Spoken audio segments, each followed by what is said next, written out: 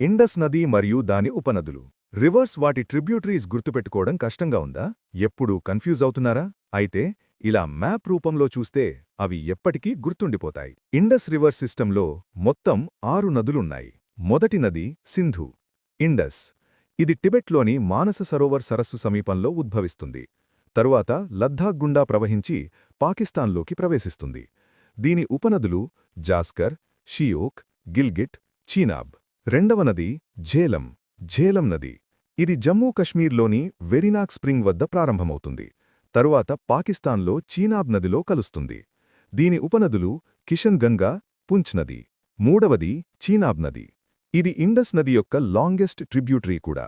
జోజిలా ప్రాంతంలో చంద్రా నది, బరాలాచాలా వద్ద భాగా నది ఉద్భవిస్తాయి. ఈ రెండూ కలిసి చీనాబ్ నదిగా మారతాయి.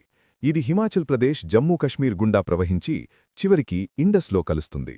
నాలుగవది రావి నది. దీని ఉద్భవస్థానం రోహ్తాంగ్ పాస్ సమీపం.